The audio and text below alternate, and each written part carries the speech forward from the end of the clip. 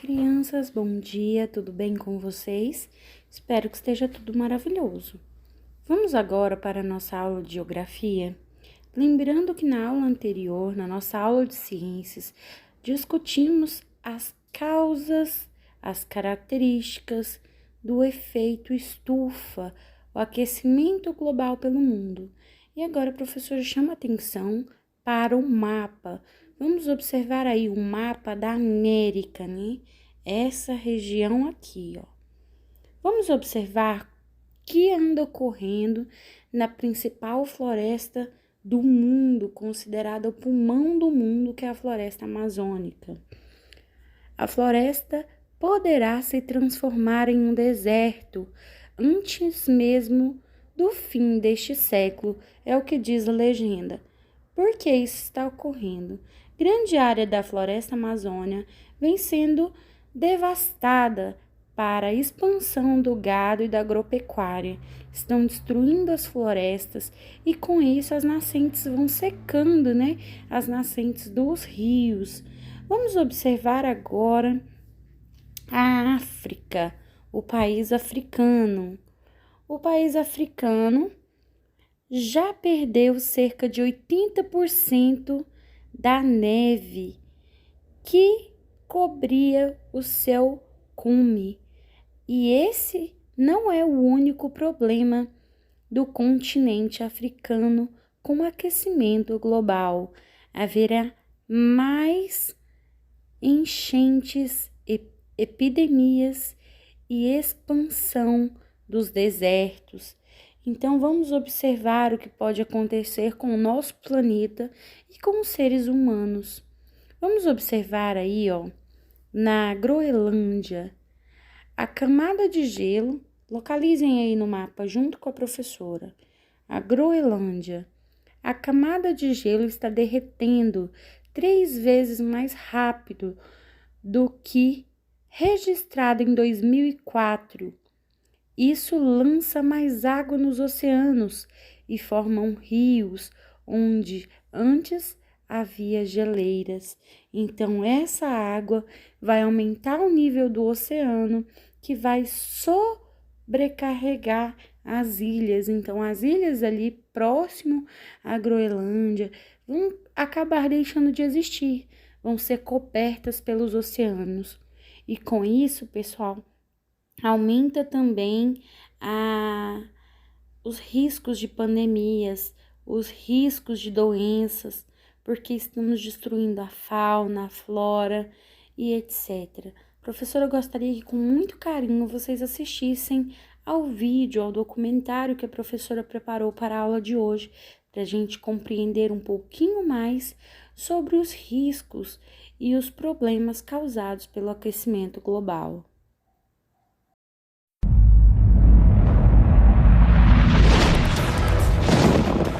Isso é o que poderá acontecer se não reduzirmos o ritmo do aquecimento global.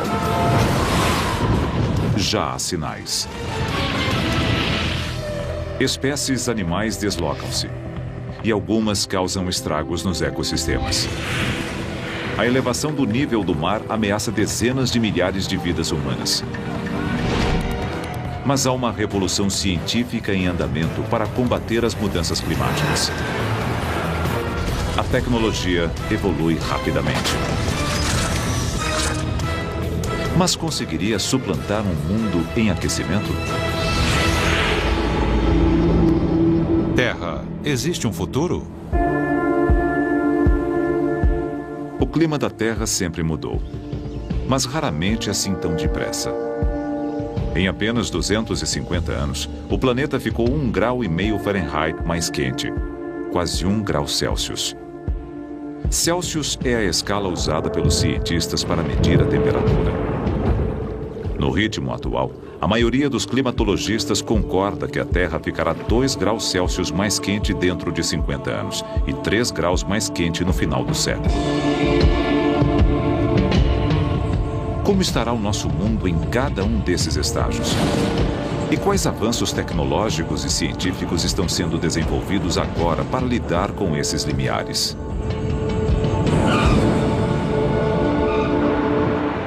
Sabemos o que está causando o problema. Gases estufa, como o metano e o dióxido de carbono, atuam como um cobertor ao redor do planeta. E esses gases estufa estão aumentando num ritmo ainda mais veloz.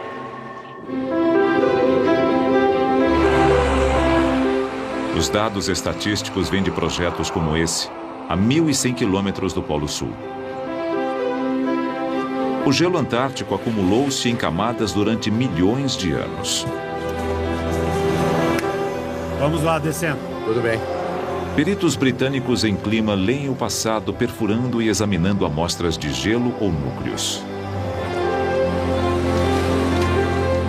Esse núcleo de gelo tem 750 mil anos de comprimento. Se voltarmos 3/4 de 1 milhão de anos, veremos 8 ciclos climáticos. Isto é, 8 vezes entramos e saímos de uma era glacial. Se analisarmos esses ciclos, veremos o que a temperatura causou. Mas também obteremos o dióxido de carbono, o metano, 2 gases estufa e saberemos seus níveis no gelo. Notamos que são extraordinariamente compatíveis com a temperatura. Eles a registram extremamente bem. Robert Mulvane é um paleoclimatologista, um dos expoentes mundiais na área. Ele agora examina um núcleo de gelo mais curto ou mais jovem. O que há dentro dele? Ar do século XVIII, anterior à Revolução Industrial. Vou tirar a luva e aquecê-lo. Assim que eu fizer isso, verão as bolhas de ar no gelo. Cerca de 10% do volume do núcleo de gelo é ar. Ele estala à medida que as diminutas bolhas de ar provenientes do manto de gelo profundo explodem devido ao derretimento.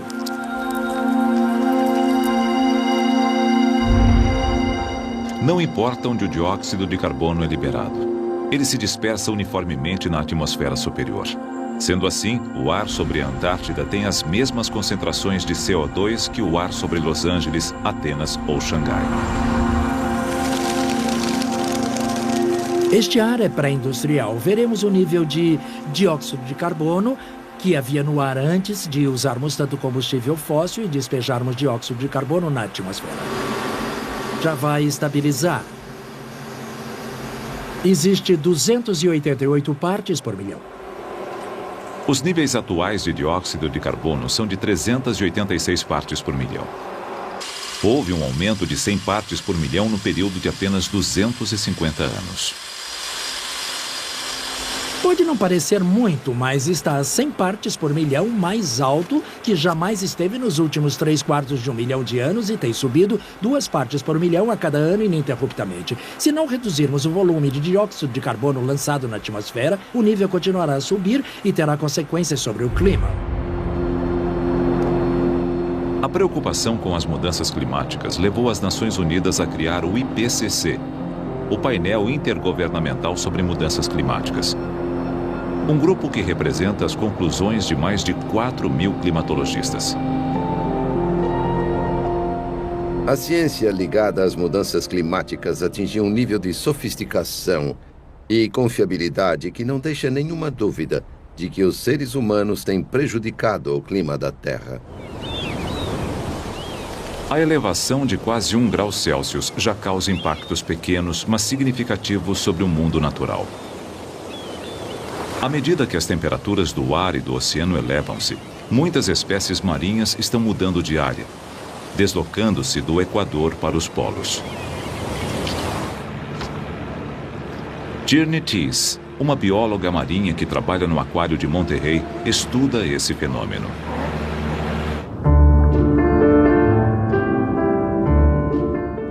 Sua pesquisa concentra-se num dos peixes mais estranhos do mar. O mola-mola ou peixe-lua é o peixe ósseo mais pesado do oceano,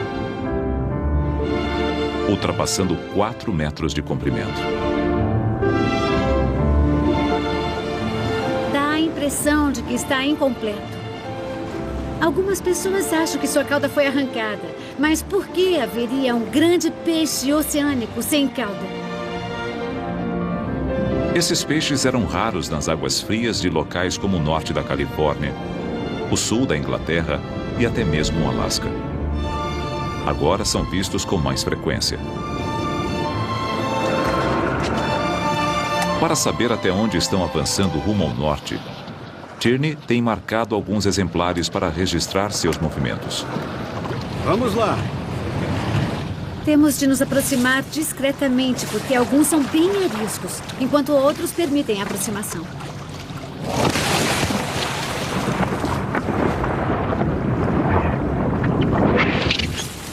Segurei. O segredo é inserir a identificação numa área onde não possa ser removida. Ou seja, logo abaixo da nadadeira dorsal. Beleza, perfeito. Uma vez afixada, a identificação permanece ali por 9 meses. Ela registra todos os deslocamentos do animal. Depois, num tempo pré-programado, ela se solta do animal, flutua até a superfície e envia os dados ao satélite.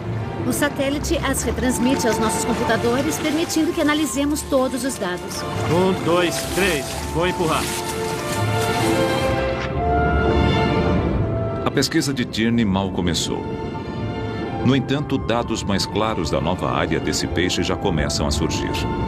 E o mola é só uma das muitas espécies que estão se deslocando.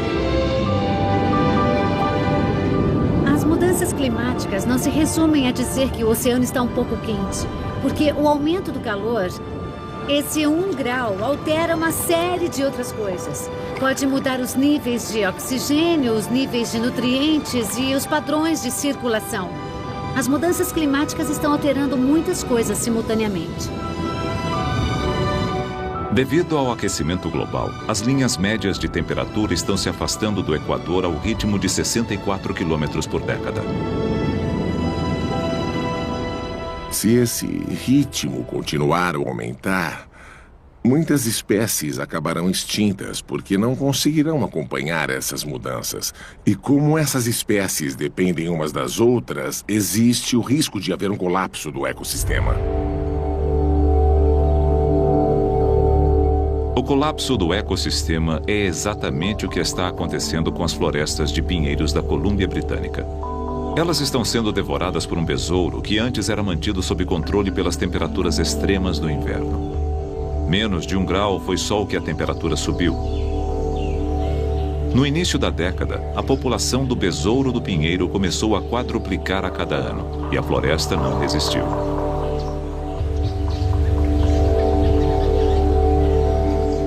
Bill Wilson lidera a pesquisa desse besouro para o Serviço Florestal Canadense.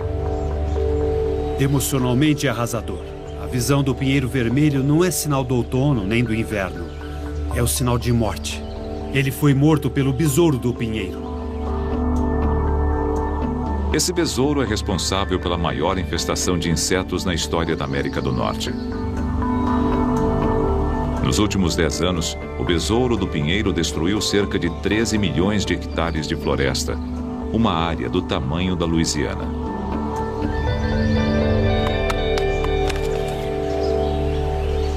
Temos aqui um pinheiro que foi maciçamente atacado pelo besouro. O que ocorre é que as fêmeas que conseguem atacar a árvore excretam um feromônio que atrai um grande número de outros besouros. Rapidamente as árvores são aniquiladas. Quando o besouro consegue penetrar na casca, imediatamente ele começa a se alimentar da árvore e depois põe ovos. Os ovos costumam eclodir após 7 ou 10 dias e as larvas logo começam a se alimentar. Eles enfraquecem a árvore e a doença se instala. O início é avassalador demais para controlar com inseticidas. No ritmo atual, 3/4 dos pinheiros maduros da Colômbia Britânica terão desaparecido por volta de 2019. Devemos parar e refletir, pois um inseto do tamanho de um grão de arroz está causando todo este estrago nas florestas norte-americanas. O ataque do besouro do pinheiro é só uma das muitas formas como quase 1 grau de elevação está afetando o delicado equilíbrio da natureza e ameaçando a sobrevivência das espécies. Em Utah, o pica, que sobreviveu aqui durante 40 mil anos, poderá ser o primeiro mamífero a se tornar extinto. Na África, a migração anual de mais de 1 milhão de quinus está ameaçada, à medida que a seca dizima as pradarias onde se alimentam. Nas florestas tropicais das Américas Central e do Sul, 70 espécies de rãs arlequins já estão extintas. Muitas mais estão em perigo. E no mundo todo, os recifes de corais, que abrigam 25% de toda a vida marinha, estão morrendo à medida que os oceanos absorvem mais dióxido de carbono e se tornam cada vez mais ácidos.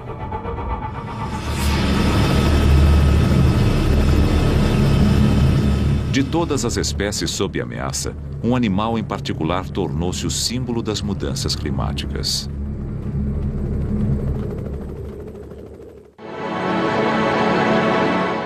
Essa é a Passagem Noroeste, uma extensão congelada de gelo marinho no litoral norte do Alasca. Durante a Era do Descobrimento, inúmeros exploradores tentaram usar essa passagem como um atalho entre a Europa e a Ásia, mas falharam. O gelo era sólido demais. Porém, em 2007, aconteceu algo extraordinário. O gelo marinho ártico rompeu-se e derreteu num ritmo sem precedentes. Havia 23% menos que o registrado em qualquer ano anterior. O gelo marinho recua todo o verão. Mas em 2007 desapareceu tanto que pela primeira vez grandes embarcações puderam navegar pela Passagem Noroeste. Se esse nível de contração continuar, não haverá gelo marinho no verão ártico por volta de 2020. Se perdermos todo o gelo marinho e ele não se recompor, o que é uma possibilidade, pois ele some no fim do verão, e talvez a água tenha absorvido tanta energia solar que o gelo marinho jamais se recomponha, então haverá mudanças importantes e essencialmente permanentes no clima do hemisfério norte.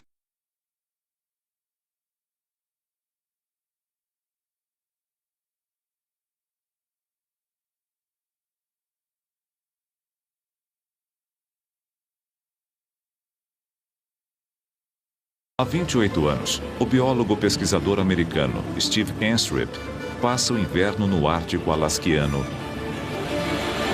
caçando.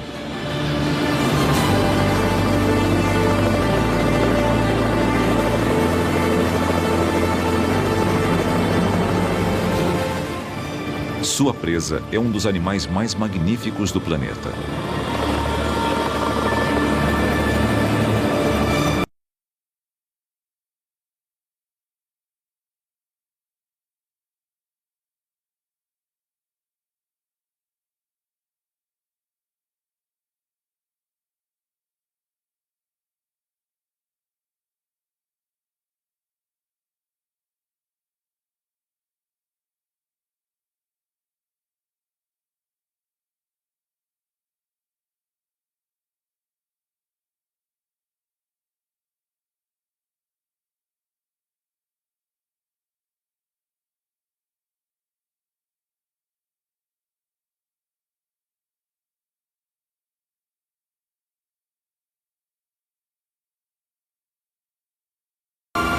Vou dar a volta. Tudo bem.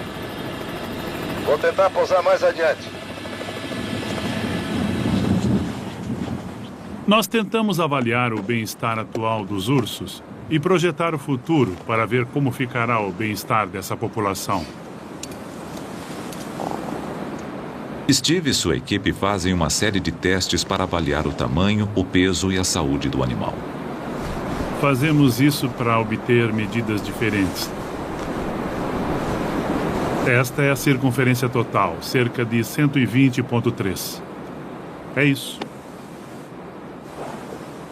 A pesquisa revela que muitos ursos polares estão ficando desnutridos. A nutrição dos ursos polares depende inteiramente das focas que captura na superfície do gelo. Portanto, eles dependem totalmente do gelo marinho para sobreviver. Nossa preocupação atual é que o gelo marinho nesta parte do mundo tem diminuído num ritmo muito veloz. Esta fêmea teve filhotes recentemente. Está produzindo leite.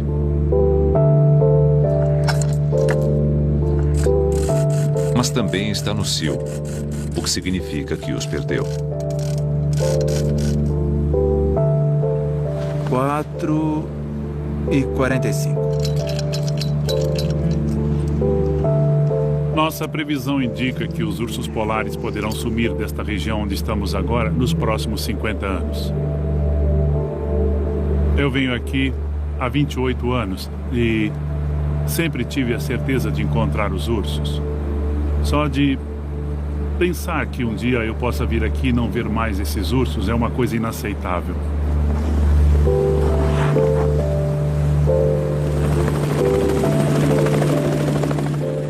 A ursa marcada continuará a ser dada por mais 1 hora antes de se recuperar inteiramente. O gelo marinho de seu lar ártico diminuiu porque, enquanto as temperaturas no resto do mundo subiram quase 1 grau Celsius, aqui elas subiram 3 graus. Vemos uma reação maior, ou seja, mais aquecimento no Ártico devido às reações que ampliam os fatores. Especificamente o albedo da superfície da Terra, que é uma refletância. A quantidade de luz solar que atinge a superfície e é refletida é maior numa superfície branca coberta de neve ou gelo, e se ela derrete, isso expõe uma superfície mais escura que absorve mais luz solar, aumentando o aquecimento e derretendo mais gelo. Sendo assim, há uma mudança maior no Ártico que na média global. O impacto da elevação das temperaturas no Ártico não é sentido só pelos animais.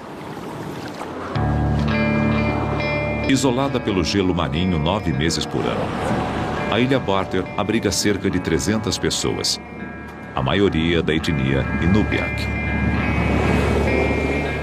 Durante inúmeras gerações, a vida aqui girou em torno da caça dos animais árticos para a alimentação.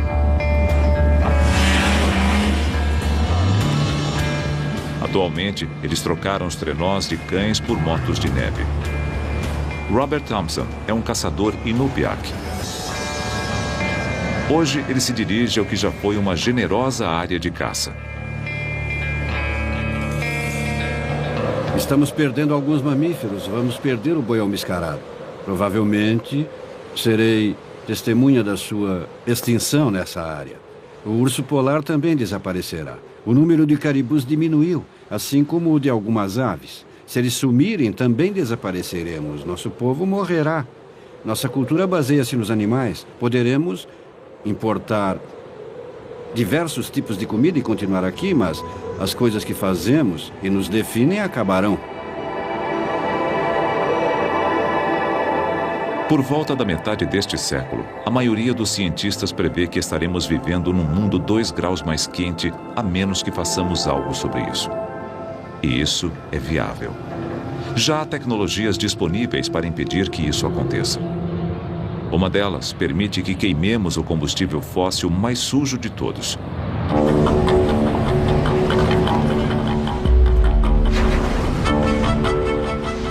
Mais de 1/4 dos gases estufa que produzimos vem dos combustíveis fósseis queimados para gerar eletricidade.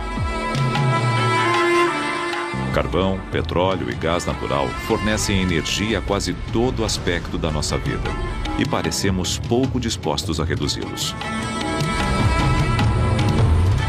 Teremos um aquecimento global de pelo menos 2 graus Celsius se continuarmos, mesmo que por poucos anos, nesse ritmo que enfrentamos agora, porque as economias em expansão no mundo em desenvolvimento crescem muito rapidamente e suas emissões de CO2 também crescem. O crescimento mais rápido ocorreu na China. Recentemente, ela superou os Estados Unidos como o maior emissor mundial de gases estufa. A China constrói 2 grandes usinas de energia movidas a carvão por mês. O carvão poluente movimenta grande parte do desenvolvimento econômico do mundo e gera 41% da eletricidade global. Mas agora há uma tecnologia extraordinária que promete transformar o carvão num combustível mais limpo. E ela já está em uso. Essa usina de 2 bilhões de dólares em Beulah, na Dakota do Norte, fornece energia a 500 mil de lares. Sua fonte de combustível é o carvão local. E sua tecnologia pioneira chama-se Captura e Estocagem de Carbono, CCS em inglês. Trata-se de um processo em 2 partes. A primeira parte captura o dióxido de carbono na fonte. Dentro deste cano há CO2 puro. Antes do ano 2000, ao invés de canalizá-lo, ele era lançado no ar através daquela chaminé. Floyd Robb trabalha na usina elétrica. Qualquer bebida gaseificada recebe a adição de CO2. Esta garrafa ficou sob o sol, portanto está quente. Se a sacudirmos, nós aumentamos a pressão. Quando eu libero essa pressão, o CO2 espirra. Utilizamos um processo bem similar aqui na usina de gaseificação, mas usamos metano resfriado. O metanol é um composto químico. Submetido a 70 graus Celsius negativos, ele absorve o dióxido de carbono com muita eficiência. Mas quando o metanol é aquecido e despressurizado, assim como uma garrafa de refrigerante, ele libera o CO2. Aí, ele é capturado e comprimido. Mas esse é só o primeiro estágio do CCS. O verdadeiro desafio é onde estocar bilhões de toneladas de dióxido de carbono.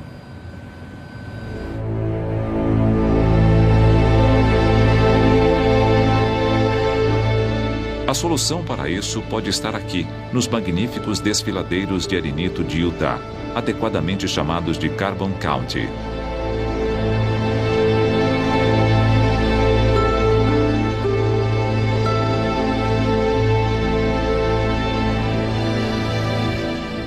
Brian McPherson, geofísico da Universidade de Utah, lidera um projeto de pesquisa governamental de 88 milhões de dólares, que busca achar um meio de estocar dióxido de carbono em segurança.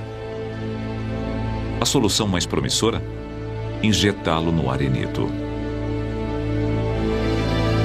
O arenito é um meio incrível de estocagem, porque embora pareça sólido, na verdade, é muito poroso, há muito espaço poroso. 10 a 15% da rocha matriz é espaço poroso que contém água doce ou salgada. A ideia é injetar CO2, substituir a água por CO2.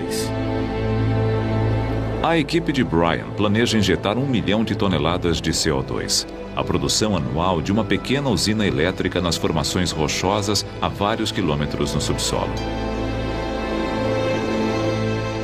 Nesse desfiladeiro, essas camadas são facilmente vistas. A formação Navarro é uma camada enorme de arenito que aparece ali atrás, na face do penhasco. Abaixo dela temos a formação Cayenta, uma camada com faixas escuras, e logo abaixo a formação Wingate. É nela que faremos o teste de estocagem de alta porosidade e permeabilidade.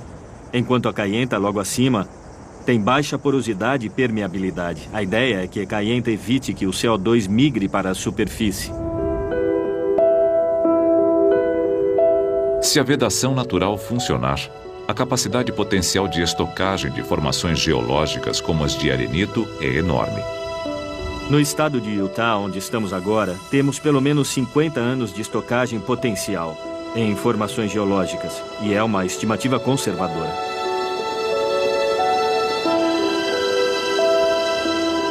A tecnologia CCS pode nos oferecer benefício máximo e transtorno mínimo. A vantagem da CCS é permitir que usemos a maior fonte de energia de combustíveis fósseis que temos. Muitos países já usam o carvão, mas nós precisamos imaginar um meio de usá-lo sem as emissões prejudiciais. Devemos tentar isso enquanto ganhamos tempo para desenvolver energias mais limpas a longo prazo. Mas há um outro obstáculo. Com os custos atuais, essa tecnologia pode elevar as contas de serviços públicos em até 60%. E os estudos do governo só estarão concluídos daqui a 10 anos. Só após 2020, as adaptações dessa tecnologia em grande escala serão consideradas. Mas talvez seja tarde demais. Se não detivermos o aumento das emissões globais em geral até 2015, A maioria dos cientistas concorda que será inevitável a elevação de 2 graus Celsius, resultando em manifestações climáticas jamais vistas.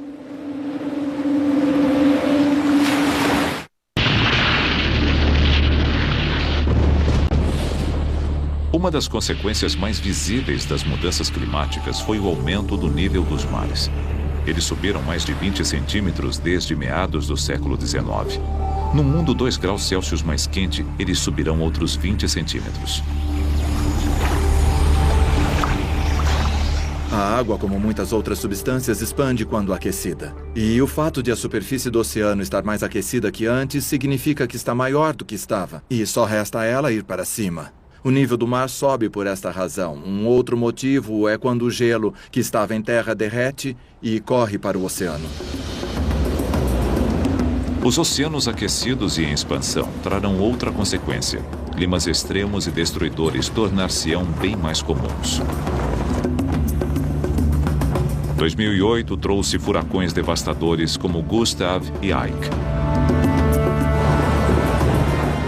Calcula-se que mais de 100 mil pessoas morreram em Burma devido ao ciclone Nargis. Ninguém relaciona esses eventos diretamente às mudanças climáticas, mas muitos cientistas acreditam que as temperaturas mais altas já estejam contribuindo para a intensidade das tempestades. O calor latente fornece combustível para as tempestades. Tempestades, tornados, tempestades tropicais, furacões. A energia vem do calor latente. As águas mais quentes do oceano provêm mais combustível para as tempestades e elas vão se tornar ainda mais fortes. O impacto destruidor disso será sentido em locais inesperados. Nova York, 8 milhões de pessoas. Uma das maiores e mais ricas cidades do mundo. Os nova-iorquinos gostam de pensar que já viram tudo. Mas num futuro mais aquecido, terão de lidar com inundações regulares e devastadoras.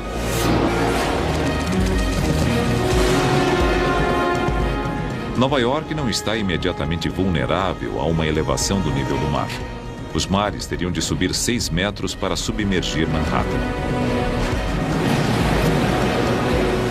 Mas no mundo 2 graus Celsius mais quente, a cidade de Nova York tem mais chances de sofrer uma inundação devido à subida da maré. Isso porque a cidade é vulnerável a furacões.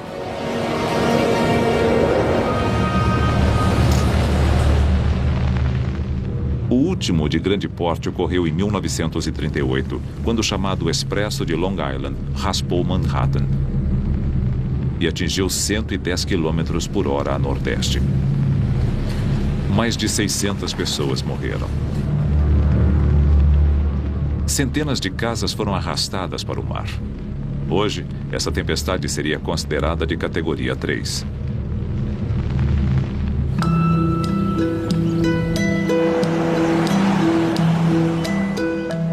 Há muitos furacões anteriores na história de Nova York. O cientista Jeff Donnelly lida com paleotempestologia, o estudo de tempestades antigas. Assim como os climatologistas na Antártida, ele faz isso pesquisando a história e extraindo amostras de núcleo. Mas não são núcleos de gelo, e sim de lama. Jeff procura evidências de maré meteorológica.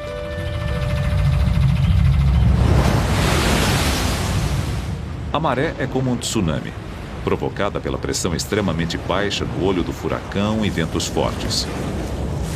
Em geral, é o elemento mais destruidor de um furacão.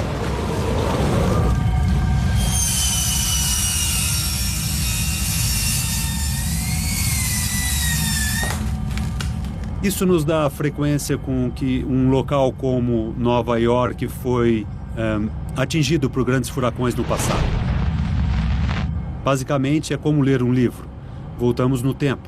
Ao cortá-lo, vemos o fértil sedimento orgânico que se deposita todos os dias. Mas, ocasionalmente, à medida que penetramos mais no núcleo, temos estas grandes camadas de areia que resultam da maré meteorológica que recobre a praia e leva a areia até os lagos e chatos. Esta grande camada data do furacão de 1938 da Nova Inglaterra. Estes núcleos são de locais próximos à cidade de Nova York. Foram depositados pelo furacão de 1821. Foi a última vez que Nova York sofreu o impacto de um furacão intenso. Isso provavelmente é de 1815, 1675, 1635 e anteriores. São de antes da colonização europeia do leste da América do Norte. São furacões não documentados de uma época bem antiga. Sabemos que a ocorrência de furacões intensos assim em Nova York é possível. Já ocorreram muitas vezes no passado e voltarão a ocorrer no futuro. Isso indica que a cidade voltará a ser atingida por uma maré meteorológica induzida por furacão. Mas a situação pode piorar. Num mundo 2 graus mais quente, os danos seriam catastróficos.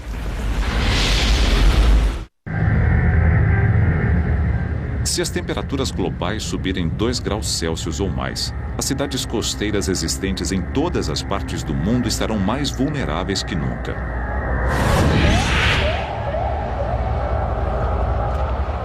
Cynthia Rosenzweig trabalha para o Instituto Goddard de Estudos Espaciais em Nova York.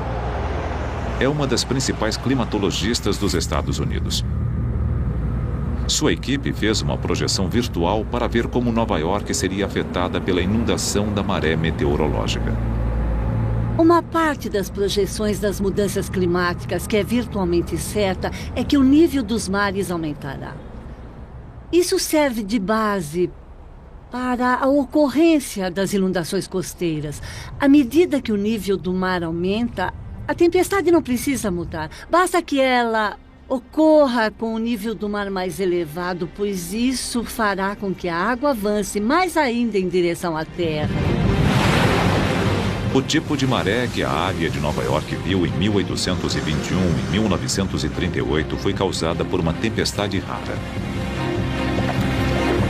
As nossas projeções mostram que, devido às mudanças climáticas por volta de 2050, essa tempestade destruidora não mais ocorrerá uma vez a cada 40 anos, e sim a cada 20 anos.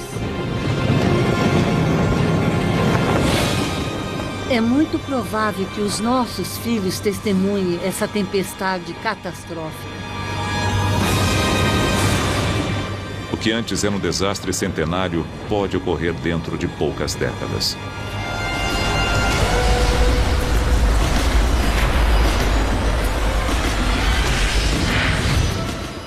A Bolsa de Valores de Nova York, Wall Street e todo o Baixo Manhattan seriam inundados. Faixas de distritos externos como Staten Island, Queens, Brooklyn e partes de Nova Jersey também seriam inundadas. Mas talvez haja um meio de impedir isso.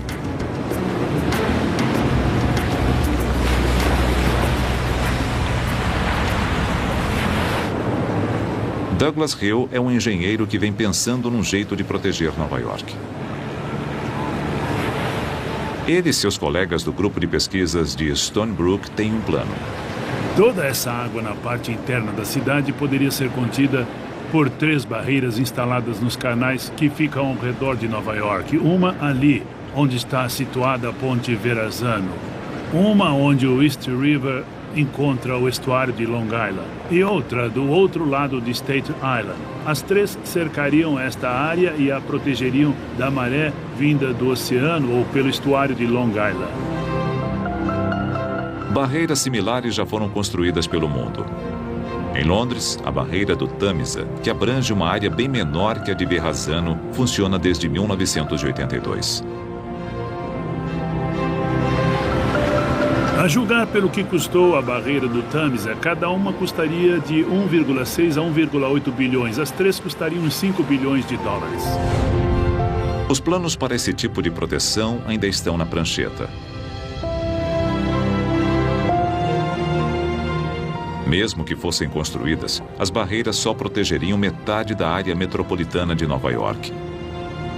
Mas a cidade já começa a planejar meios de se preparar para as mudanças climáticas. Em outras áreas, a solução pode não ser tão simples.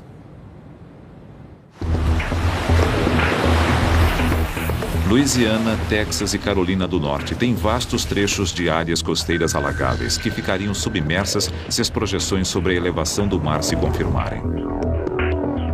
Miami estaria seriamente ameaçada. Grande parte do Everglades, na Flórida, e seu ecossistema singular poderiam desaparecer para sempre. As ilhas de Tuvalu, no Pacífico Sul, já sofrem com inundações regulares. Se o nível do mar subir mais um pouco, as ilhas desaparecerão sob o mar.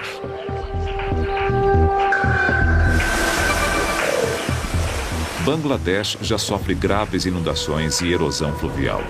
Mais de 3 milhões de pessoas ficaram desabrigadas após o ciclone Sidr, em 2007. Mais de 35 milhões de habitantes estão sob ameaça de serem deslocados. As pessoas mais pobres do mundo são as que mais vão sofrer. Elas enfrentarão muitos perigos causados pelas inundações costeiras, marés meteorológicas, ciclones. Tudo isso teria um impacto destruidor. Embora os países em desenvolvimento sejam os mais severamente afetados, as mudanças climáticas terão impacto sobre todos nós. É um mito achar que as pessoas nos países industrializados dispõem de tanta tecnologia e dinheiro que se adaptarão. Somos vulneráveis. Lembre-se do furacão Katrina, que atingiu o país mais rico e tecnologicamente capaz do mundo.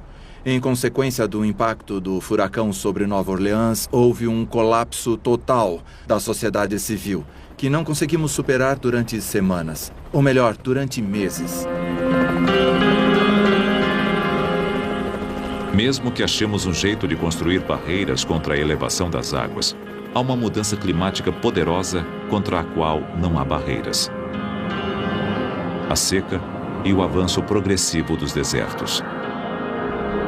O mundo, 2 graus Celsius ou 3,5 graus Fahrenheit acima da temperatura de um século atrás, deverá ser um lugar muito mais quente. Mais úmido em muitas áreas, porém mais seco em outras.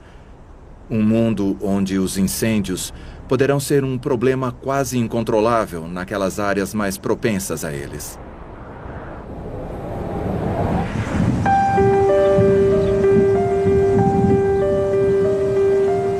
Nenhum lugar dos Estados Unidos está mais alerta quanto a essa ameaça que a Califórnia. Em junho de 2008, a Califórnia sofreu uma seca generalizada. Os reservatórios tinham metade da capacidade. Isso levou a um controle rígido da água e ao seu racionamento.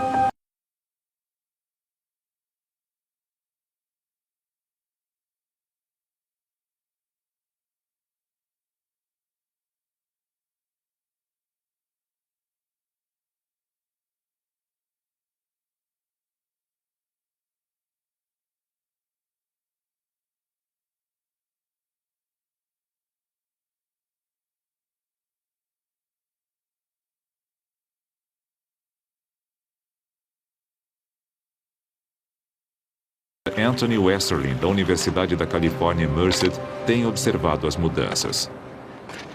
A geleira Dana é muito importante porque serve de símbolo do que está acontecendo com a neve e o gelo de Sierra Nevada e outras cordilheiras do mundo, devido às temperaturas mais quentes. Como a geleira acumula água e gelo durante vários anos, uma grande parte do nosso suprimento de água é estocada em forma de gelo nas montanhas todos os anos e derrete no fim da primavera, começo do verão. Dependemos desse escoamento para abastecer as fazendas e as cidades. O aquecimento global já antecipou a primavera em Sierra Nevada, não havendo tempo suficiente para a neve do inverno cair e acumular, e resultando em menos água para a Califórnia. Mesmo com um aumento da temperatura inferior a 1 grau, as geleiras estão encolhendo no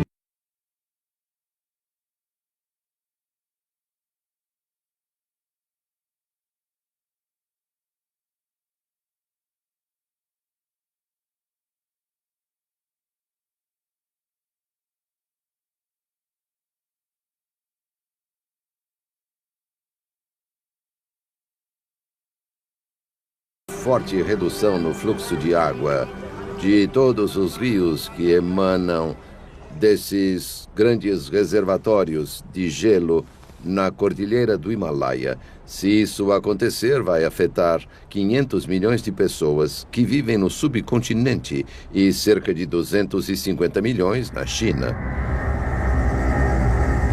Com um aumento de 2 graus Celsius, a escassez de água afetará não só os estoques potáveis, mas a agricultura. Zonas áridas podem substituir as áreas cultiváveis em todo o mundo. E a seca tem outra consequência devastadora. Uma nova pesquisa revela que, se o mundo ficar ainda mais quente, as temporadas de incêndios poderão ser muito piores.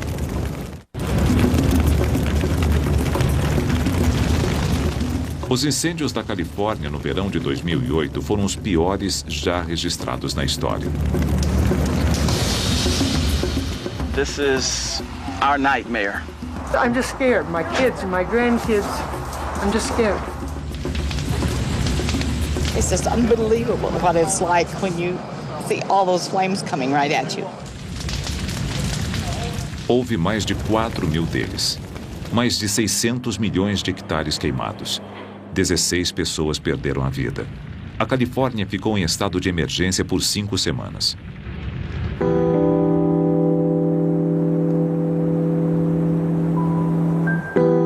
Um incêndio ocorreu aqui, na base de Sierra Nevada. Mas o que houve em 2008 não foi um evento isolado.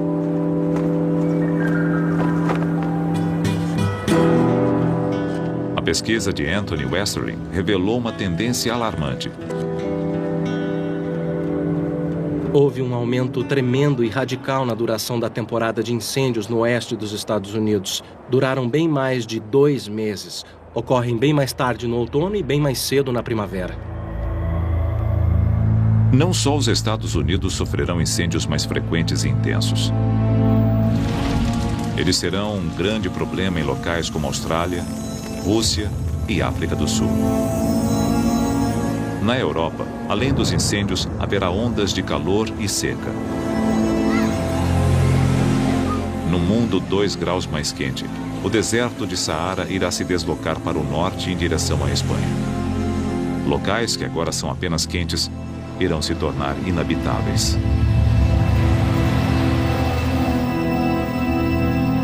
Em alguns países, esse tipo de mudança será uma questão de vida ou morte.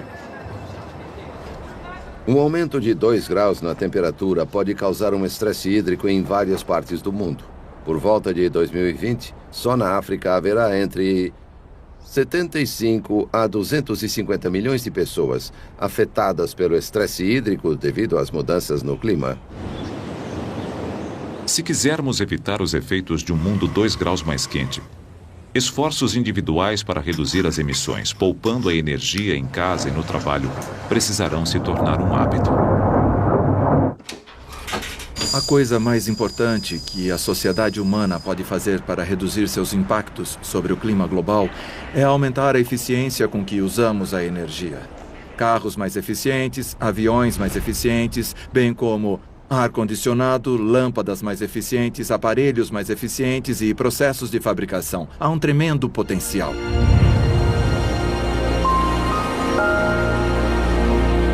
Nos Emirados Árabes Unidos, esse trabalho já começou num projeto que leva a eficiência energética a um outro patamar. A cidade ecológica de Masdar. Ela estará concluída por volta de 2016. E será assim. 50 mil pessoas viverão e trabalharão aqui. A cidade será abastecida por tecnologias limpas, portanto, estará livre do carbono. Não haverá carros em Masdar. Seus moradores vão se deslocar em cápsulas sem condutor. Pode parecer ficção científica, mas todas as tecnologias planejadas para ela já foram desenvolvidas. Masdar irá reuni-las e nos dar uma visão precoce de como poderemos viver no futuro. Uma tecnologia futurista e limpa já está em uso em Xangai, na China. Esse trem não tem locomotiva. E sua ausência significa potencialmente nenhuma emissão de gás estufa. Esse é o primeiro trem comercial maglev de alta velocidade do mundo. Ele se desloca a 430 km por hora. Ou seja, a jornada de 30 quilômetros do aeroporto de Xangai até o centro leva menos de 8 minutos. Maglev deriva de levitação magnética. Esse trem literalmente flutua no ar.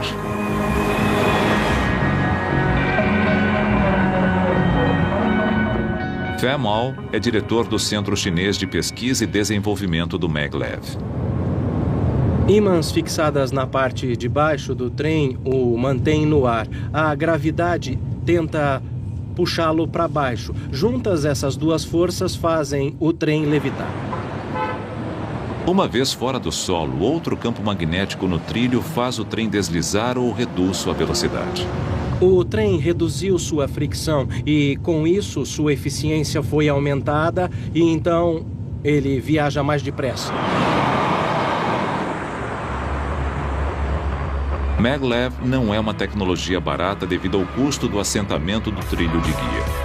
Os trilhos antigos teriam de ser substituídos, mas os benefícios seriam enormes.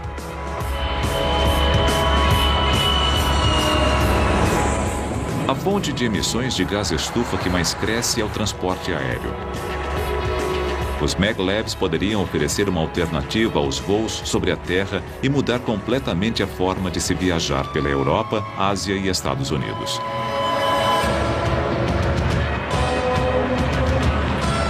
Mas isso não acontecerá imediatamente. O maglev de Xangai é veloz e eficiente, mas não é totalmente isento de emissões. Isso porque a força magnética que impulsiona o trem é fornecida pela eletricidade. E aqui em Xangai, essa eletricidade é gerada por carvão.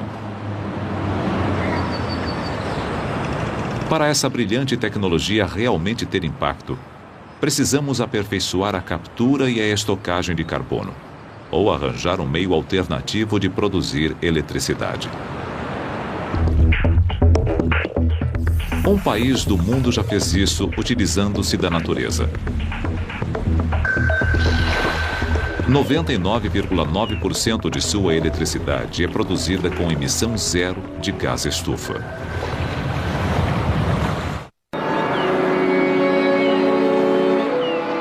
A Islândia é afortunada. Ela situa-se bem em cima de uma caldeira geológica. No spa Blue Lagoon, perto da capital Reykjavik, as pessoas banham-se nas emissões de uma usina elétrica. Essa é a água residual da usina elétrica geotérmica de Svartseng. Ela não produz gases estufa. Aqui, água superaquecida do solo profundo emerge como vapor acionando as turbinas de eletricidade. A força geotérmica está disponível em locais como a Islândia, onde há muita atividade vulcânica. Eles não dependem mais dos combustíveis fósseis para obter eletricidade.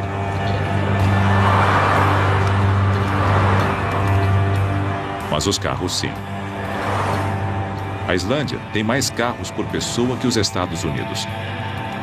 Mas está lançando uma nova tecnologia que pode transformar esses bebedores de gasolina em algo do passado e frear o aquecimento global. Este carro parece igual aos demais. Tem a aparência típica de um carro a gasolina qualquer, mas é movido a hidrogênio. Usa célula de combustível. Essa tecnologia está sendo lançada pela companhia de Jon Bjørn Skulason. Eles operam 13 protótipos de carros a hidrogênio. Sob o capô, uma célula de combustível divide o hidrogênio em prótons e elétrons, seus componentes subatômicos básicos. Os elétrons percorrem um circuito e são convertidos em energia elétrica acionando o motor. As células de combustível são um grande avanço em relação às baterias que movem os carros elétricos atuais. A vantagem de um carro a hidrogênio é que pode ser reabastecido em 3 ou 4 minutos. E o seu desempenho é similar ao que temos nos carros a gasolina. A diferença em relação aos carros a bateria é que estes costumam levar de 5 a 6 horas para reabastecer e só tem metade do desempenho de um carro a hidrogênio. Reykjavik tem seu próprio posto de hidrogênio. Aqui o combustível de hidrogênio é feito por uma máquina chamada eletrolisador. A matéria-prima básica é a água. A unidade está conectada à água e eletricidade. Os eletrólitos separam a água em hidrogênio e oxigênio. O oxigênio evapora-se na atmosfera. Aí purificamos o hidrogênio. Ele entra num compressor, pois tem um volume muito maior. Para termos energia suficiente num veículo, temos que comprimir o hidrogênio. Uma vez comprimido, o hidrogênio pode ser bombeado diretamente para o carro. E a única emissão é o líquido que entrou no eletrolisador. Água pura, excelente. O combustível de hidrogênio é um avanço empolgante. Não só por dispensar perfurações, pois só necessita de água. Mas ainda há obstáculos consideráveis a superar. No momento, a produção desse combustível exige muita eletricidade. Então não há vantagem, a menos que, assim como ocorre na Islândia, a energia usada para criá-lo seja livre de emissões. A Islândia quer ser uma nação completamente livre do gás estufa até 2050, a primeira da Terra. Mas, para os outros países que não estão sobre um estoque inesgotável de energia geotérmica, há uma fonte de energia limpa já disponível: o Sol.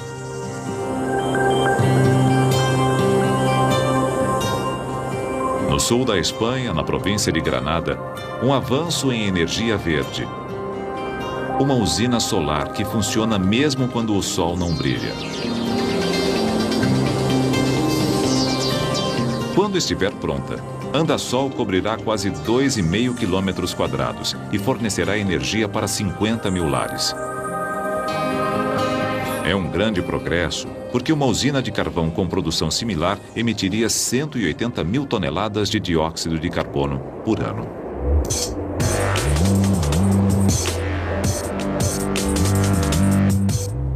Os 210 mil espelhos da usina estão curvados para se concentrarem nesses tubos. O óleo aquecido em seu interior moverá as turbinas a vapor, gerando eletricidade. O ingrediente secreto em Andasol está dentro desses tanques: sal derretido. O sal conduz e armazena o calor extremamente bem. O excesso de calor gerado durante o dia é absorvido pelo sal. À noite, esse calor armazenado gera vapor para manter as turbinas funcionando. No futuro, esse tipo de energia poderá vingar. Para deter o aquecimento global, isso será vital. Usinas solares enormes poderão ser instaladas em grandes extensões secas e ensolaradas no norte da África, Texas e nos estados com desertos. Vastas áreas, atualmente inadequadas até para a agricultura, podem ser ideais para a geração de energia. A Espanha não é o único país que avança no uso de tecnologias de energia renovável. Em Tirunemalai, na Índia, o excremento humano é usado para gerar as luzes das ruas da cidade. Outras cidades indianas estão considerando isso. Na China, a barragem Three Gorges é a maior usina hidrelétrica do mundo. Foi projetada para produzir o equivalente a 22 grandes usinas termoelétricas a carvão. No Reino Unido, os cientistas estão tentando fundir átomos num processo que imita o Sol. Se conseguirem, o potencial para a fusão nuclear é vasto. 900 gramas de combustível de fusão produzem a mesma quantidade de energia que 9 mil toneladas de combustíveis fósseis. Todas essas tecnologias são um passo na direção certa. Mas há outra fonte de gases estufa que ainda não foi enfrentada. Uma fonte que produz até mais que o setor de transportes: a pecuária. A pecuária mundial é responsável por uma parcela assombrosa das emissões de gás estufa. 18%. É mais do que é liberado por aviões, navios e carros combinados. Isso porque a produção de carne e laticínios precisa cada vez mais de áreas desmatadas para pastagens, e uma quantidade imensa de energia é necessária para produzir a alimentação dos animais e transportar a carne. Os próprios animais são fonte de um gás, o metano. Uma vaca adulta em lactação emite quase 400 litros de metano por dia. Sendo um gás estufa, o metano captura o calor do dióxido de carbono mais de 20 vezes. Então, é crucial refreá-lo. Numa câmara hermética especial, Christopher Reynolds, da Universidade de Reading, na Grã-Bretanha, estuda as emissões dos animais cientificamente. O metano produzido é o resultado da fermentação do alimento do gado por micro-organismos. Micróbios que produzem metano em seu estômago. E esses micróbios ajudam a digerir a alimentação consumida pelo gado, mas um dos subprodutos é o metano.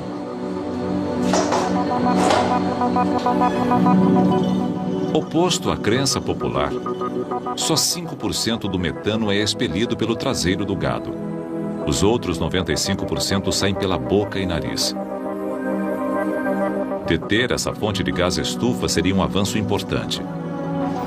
Uma das ambições de quem trabalha nessa área é tentar encontrar um antibiótico verde, um composto vegetal bioativo que tenha ação antimicrobiana. Em outras palavras, que vise especificamente os micro-organismos que vão produzir metano. Um tratamento inibidor do metano é só uma solução parcial. Uma forma muito melhor de reduzir o aquecimento global seria se todos parassem de comer carne. Mas isso não vai acontecer. Outras formas de reduzir as emissões do gado estão sendo desenvolvidas. Na University of Western Australia, em Perth, um produto estranho cresce lentamente num laboratório.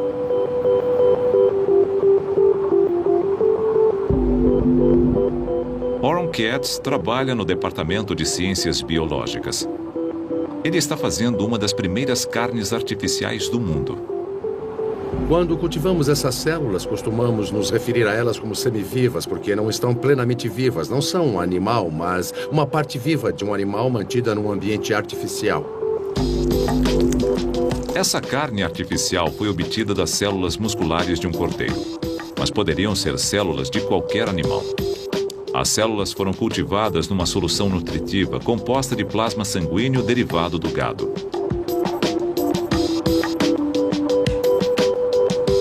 As culturas dessas células são desenvolvidas num bioreator sob microgravidade que constantemente gira a carne para que cresça em 3 dimensões. Sem esse movimento, a carne ficaria achatada. Só teria a espessura de algumas células. Mas há um outro problema a ser superado. Se a carne artificial quiser imitar a verdadeira.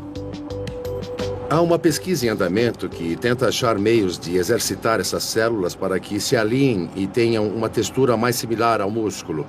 Isso pode ser feito de 2 modos, estimulando eletricamente as células ou exercitando-as fisicamente por meio de aparelhos diminutos, pequeninas academias para que elas cresçam e se pareçam mais com músculos. Oron levou essa carne artificial singular para a Grã-Bretanha até um dos maiores chefes do mundo. Possuidor de 3 estrelas do Michelin, Heston Blumenthal é famoso por fundir ciência com gastronomia. Essa carne é tão moderna que, na Grã-Bretanha, não é reconhecida como alimento e, portanto, não pode ser legalmente ingerida. Ela tem um cheiro de fígado cru. Eu nunca a cheirei, mas... Eu não posso comê-la, então é só isso que eu posso dizer. Vocês querem transformá-la no hambúrguer minúsculo mais caro do mundo. Sim, é o que é no momento. Esse é o tamanho máximo nesse estágio. Muitas pessoas podem achar que uma carne criada em laboratório seja pouco apetitosa. Mas esse chefe discorda. Como um catalisador para conversas, debates e ideias, ela é fantástica porque quantas pessoas ficam contentes ao comer presunto fatiado, que na verdade não é presunto, é carne processada de animais que estavam sob condições inadequadas. Essa é isenta disso. É algo que foi cultivado. Num laboratório. Ser criada num laboratório é um problema, mas para mim tem o potencial de ser bem mais ético. A tecnologia ainda está engatinhando. Mesmo quando os cientistas descobrirem como aumentar a produção, essa substância artificial só funcionará como carne moída. Bifes e peitos de frango de laboratório continuam um sonho distante. E sua produção não é economicamente viável ainda. Embora a carne artificial ainda leve décadas para existir, há outra tecnologia revolucionária que também imita a natureza e pode estar disponível dentro de poucos anos. E poderia reduzir os atuais níveis de dióxido de carbono, algo vital no mundo 1 ou 2 graus mais quente.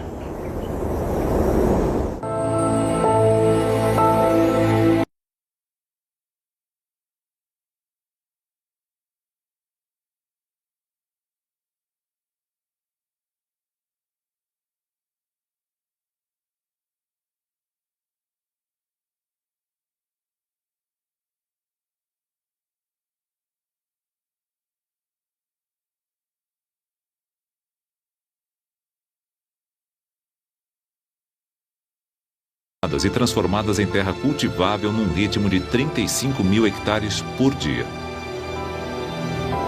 Mas a ciência talvez já tenha uma alternativa. O que chamamos de árvores artificiais são tecnologias que fazem o que as árvores fazem quanto ao dióxido de carbono. Isso é, retiram o dióxido de carbono e o modificam, mantendo fora da atmosfera e evitando o efeito aquecedor do CO2. Enquanto as energias renováveis e as tecnologias como a captura e a estocagem de carbono buscam deter a liberação de mais CO2, as árvores artificiais podem reduzir a quantidade que já está no ar. 2 homens, talvez, já tenham dado um grande passo nessa busca científica. O físico teórico Klaus Lochner e o engenheiro Alan Wright. Os dois se conheceram aqui, na Biosfera 2, no Arizona. A Biosfera 2 foi o maior ecossistema artificial completamente hermético já construído. O local perfeito para estudar como as mudanças no dióxido de carbono afetariam o planeta. Alan e Klaus começaram a discutir como fazer uma árvore sintética viável.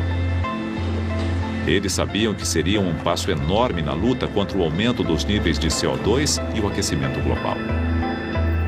O primeiro artefato que construíram usava hidróxido de sódio, uma substância conhecida por sua habilidade em absorver o dióxido de carbono, mas imediatamente tiveram problemas. A solução de hidróxido de sódio é um material muito ruim para se trabalhar, é muito corrosivo e cáustico.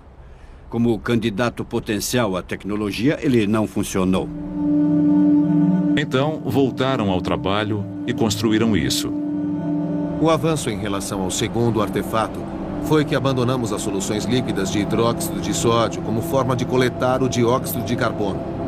Substituímos por um plástico capaz de coletar o dióxido de carbono diretamente quando está seco. Ele capta o CO2 tão rapidamente quanto o hidróxido de sódio. Há tempos, esse plástico mágico é produzido para ser usado com descalcificadores. Mas ninguém pensou em usá-lo pela sua habilidade natural em absorver dióxido de carbono. O novo protótipo, que mais parece um armário alto que uma árvore, foi pendurado com folhas do plástico. Mas para o plástico ser reutilizável, ou seja, economicamente viável, eles precisavam achar um jeito de fazê-lo liberar o CO2. Outra substância, o carbonato de sódio, tinha propriedades que conseguiam remover o CO2 do plástico. Mas depois, esse CO2 precisava ser extraído da solução de carbonato de sódio, um processo que exigia muita eletricidade. Se nós usássemos o artefato químico elétrico para que pudéssemos extrair o CO2 e recorrêssemos a uma usina a carvão para obter a eletricidade necessária, não faria sentido ter esse artefato. Seria contraprodutivo caminhar nessa direção. Frustrados, Klaus e Allen optaram por uma abordagem diferente para ver se conseguiriam simplificar o processo. Eles decidiram fazer um experimento básico usando nada mais complicado que uma redoma hermética conectada a um monitor de dióxido de carbono. Dentro, filamentos do plástico especial. Dentro da redoma, há uma pequena chaminé, por onde sobra ar e acima dela o material plástico que fica apoiado sobre uma pequena torre. E podemos observar como ele absorve o CO2.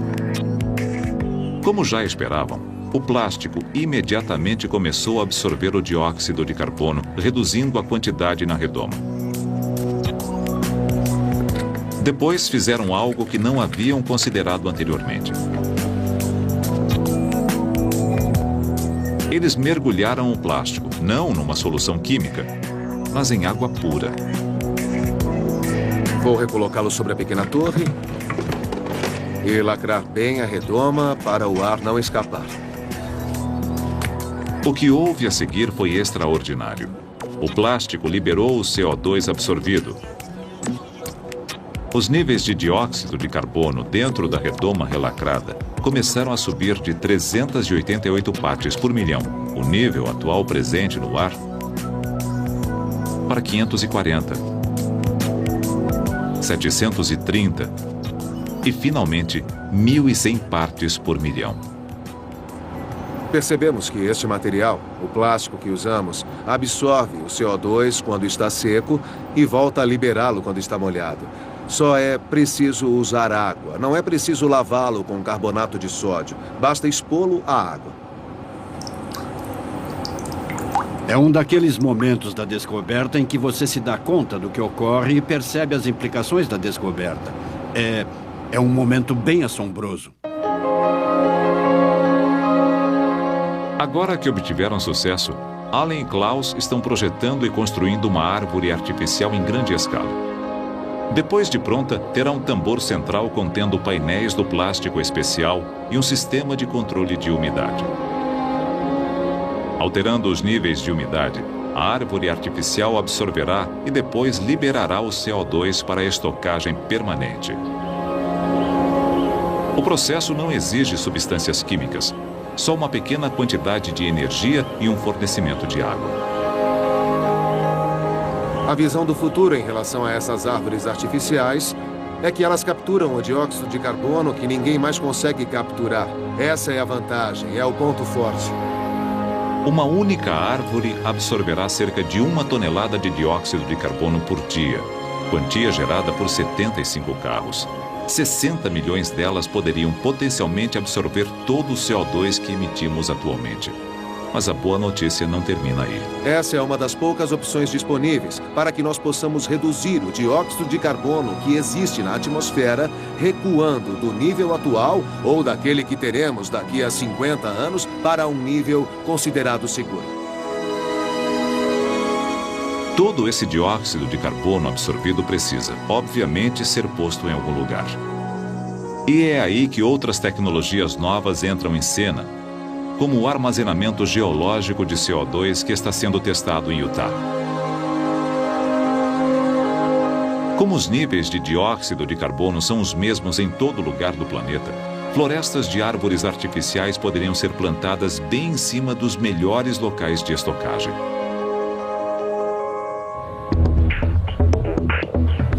As descobertas científicas, como as árvores artificiais e os avanços em energia renovável, poderiam deter as mudanças climáticas causadas pelo homem, até mesmo revertê-las. Mas se medidas como essas não forem adotadas, a Terra, 3 graus mais quente, poderia sofrer uma série de mudanças irreversíveis. Um cenário de pesadelo para os cientistas. 3 graus Celsius mais quente. São quase 5,5 graus Fahrenheit. Alguns cientistas dizem que esse seria o ponto de desequilíbrio em que as mudanças no clima mundial poderiam fugir ao controle. Um aquecimento global de 3 graus Celsius resultaria num outro planeta. Em um planeta que já não existe há milhões de anos. Não havia humanos aqui quando existia essa temperatura. O nível do mar seria outro e as zonas climáticas mudariam de lugar. Seria um planeta muito diferente. Peter Cox é um cientista do Hadley Center, na Grã-Bretanha, um dos principais grupos do mundo em pesquisa climática. No subsolo, há uma série de supercomputadores que prevêem o tempo, seja ele atual ou num futuro distante. À medida que projetamos além dos 3 graus, estamos projetando um sistema climático bem além do existente. Mas há indícios de antigos registros climáticos e do que já sabemos sobre o tema que o sistema climático pode mudar abruptamente. Um sistema climático que poderia mudar abruptamente num mundo 3 graus mais quente é aquele que traz chuvas a áreas perto do Equador, como a floresta amazônica. À medida que o sistema aquece, há um padrão de temperaturas oceânicas nos trópicos que afasta a chuva da Amazônia. A estação seca se amplia e na Amazônia, quando a estação seca dura mais de 4 meses, o fogo assume o controle e a floresta tropical úmida se transforma em savana. Quando o fogo controla uma floresta, ele cria condições que tornam inevitáveis outras queimas e há um efeito cascata.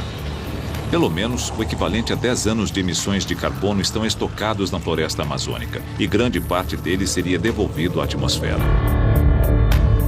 Os pesquisadores climáticos identificaram uma vasta faixa no leste da Amazônia que está vulnerável a mega incêndios em potencial. Não há dúvida que uma perda florestal dessa escala teria um impacto enorme sobre o clima do planeta, até mesmo além da quantidade avassaladora de CO2 que seria liberada. A perda da Amazônia, obviamente, seria uma catástrofe absoluta para as pessoas que vivem lá e aniquilaria um dos ecossistemas mais diversos da Terra. As consequências não afetariam só aquela região, mas o mundo todo, porque a Amazônia faz parte do motor que faz a circulação atmosférica através dos trópicos. Os padrões climáticos globais poderiam ser dramaticamente alterados, gerando um impacto imprevisível em todo o hemisfério norte. Em algumas partes do mundo, essa mudança poderia até cessar as chuvas sazonais. Com um aumento de 3 graus Celsius, a floresta amazônica não seria o único ecossistema perdido. Também afetaria a chamada zona permafrost, que se estende do Alasca até a Sibéria e o norte da Europa. O permafrost é o solo que está congelado desde a Era do Gelo. Dentro dele estão aprisionadas camadas e mais camadas de matéria orgânica que nunca se decompôs inteiramente. O permafrost já está começando a descongelar, permitindo que os micróbios decomponham seu antigo carbono e o liberem como gás estufa na atmosfera. As estimativas indicam que cerca de 1,5 bilhão de toneladas de carbono estão presas na zona permafrost, o equivalente a 150 anos de emissões pelos índices atuais. E o pior, há uma quantidade desconhecida de metano contida no permafrost, o gás estufa que é 20 vezes mais perigoso que o CO2. Imaginemos a pior hipótese, um tipo de realimentação positiva em que liberamos no ar gases estufa, aquecemos o sistema. O permafrost derrete e esse outro carbono é liberado, aumentando o problema. Temos uma espécie de bomba-relógio ali, composta de gases estufa. O volume absoluto dos gases estufa que poderiam ser liberados no permafrost elevariam as temperaturas médias bem mais que 3 graus Celsius. Na Groenlândia e na Antártida, há outra bomba-relógio: os mantos de gelo. Diversamente do gelo marinho ártico, os mantos de gelo formam-se principalmente em terra. Só o vasto manto de gelo da Groenlândia contém 2.850 trilhões de toneladas de água. No momento, essa água está contida no gelo, que em certos locais tem mais de 3 quilômetros de profundidade. Porém, mesmo com os atuais níveis de aquecimento, os mantos de gelo já começam a se tornar instáveis e a se deslocar. Se começarem a derreter e o gelo se deslocar mais depressa, pode haver uma grande descarga no oceano e uma elevação substancial do nível do mar em metros. Houve muitas ocasiões no passado em que os mantos de gelo começaram a se desintegrar e o nível do mar subiu vários metros por século. Mas, na maioria desses casos naturais, o motivo que causou essas mudanças foi bem menor que a influência humana responsável pelas mudanças atuais. Se o aquecimento global exceder 3 graus Celsius e o manto de gelo da Groenlândia derreter, os cientistas preveem uma elevação de 7 metros ou 23 pés do nível do mar. Eis o que aconteceria com os litorais da América do Norte,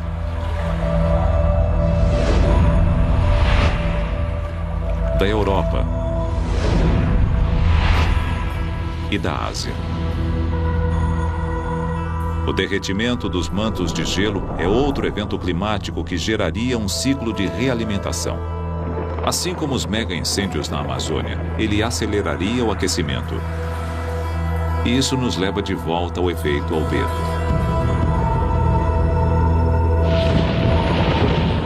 Se a superfície branca reflexiva do gelo desaparecer, todo o calor solar será absorvido e o clima da Terra ficará ainda mais quente.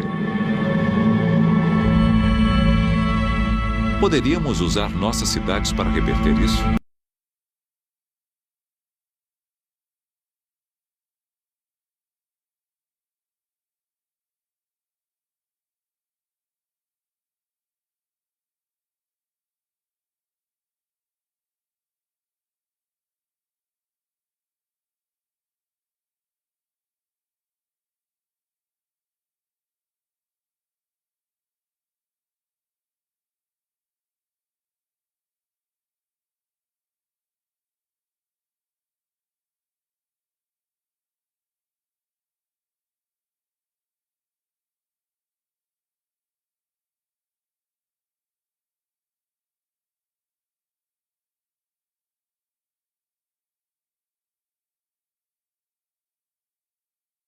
Áreas construídas podem ser até 5 graus Celsius mais quentes que na zona rural. Haveria uma forma de transformar as cidades grandes e modernas em cintilantes vilarejos gregos, pelo menos em termos de refletância? O futuro será desse jeito?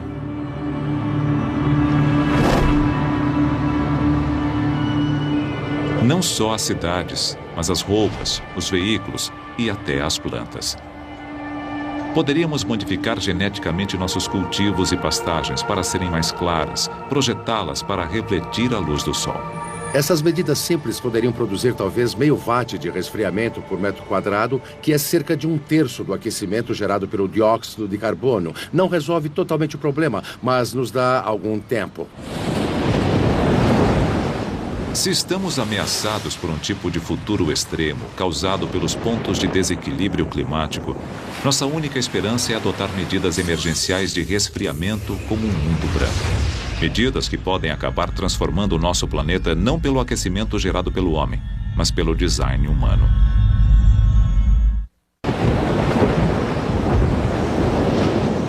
O paralelo mais próximo do nosso aquecimento atual ocorreu há 55 milhões de anos. Depois, o clima ficou 6 graus Celsius mais quente. mas num ritmo bem mais lento que o atual.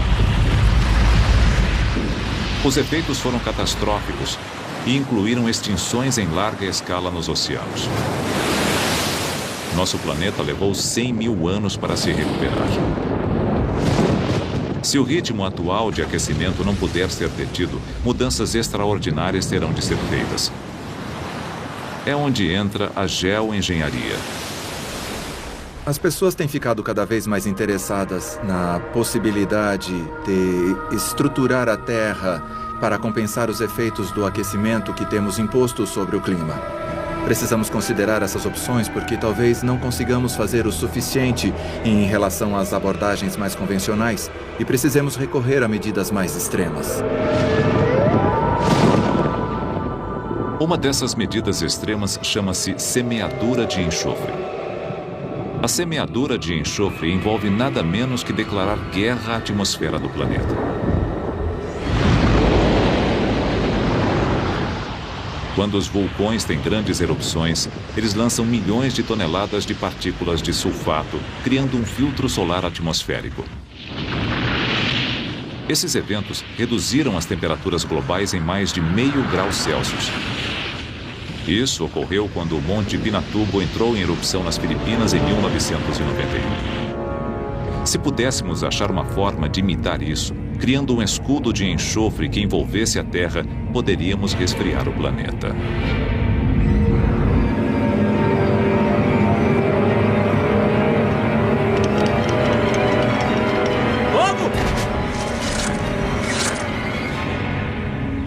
Talvez o exército pudesse disparar enxofre na alta atmosfera usando suas armas. Desde que ele seja continuamente posto lá, teríamos um escudo que reflete parte da energia solar, além de nos dar belos crepúsculos, mas também provocaria outras coisas. Todos conhecem o problema que tivemos com a destruição do ozônio quando, inadvertidamente, mexemos com a química da estratosfera e afetamos a camada de ozônio. Não sabemos o que aconteceria com a química da estratosfera, mas ela seria afetada. Atualmente, outras medidas extremas estão sendo estudadas no mundo todo.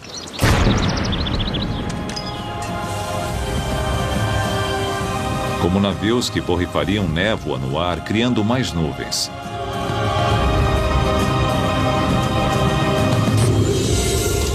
A ideia mais ambiciosa soa como ficção científica. Milhões de espelhos lançados em órbita refletiriam a luz solar para longe da Terra. Se pusermos um espelho lá, ele precisará ter 2.000 quilômetros de diâmetro. Outra ideia, talvez, fosse pôr muitos espelhos menores com pequenos computadores a bordo para posicioná-los na direção certa. É algo grandioso demais para considerarmos. Seria imensamente dispendioso. Mas não precisamos chegar a esse estágio. Soluções e tecnologias existem ou estão sendo desenvolvidas para deter e até reverter o aquecimento global.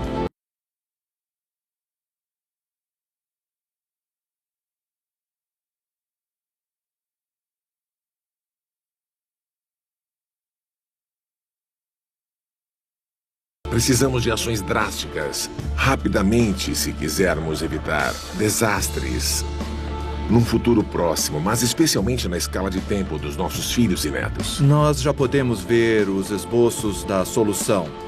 Podemos ver os esboços do que precisamos fazer tecnologicamente, bem como economicamente e também politicamente. Tenho todos os motivos para crer que existe um lampejo de sanidade, sabedoria e prudência na personalidade humana. Em consequência disso, coletivamente, conseguiremos resolver esse problema. Segundo os cientistas, se quisermos ter alguma chance de impedir que a Terra sofra um aquecimento potencialmente calamitoso, as emissões globais de carbono devem atingir seu ápice por volta de 2015. Quanto mais tempo esperarmos para reverter a situação, mais difícil será. Versão brasileira, DPN Santos.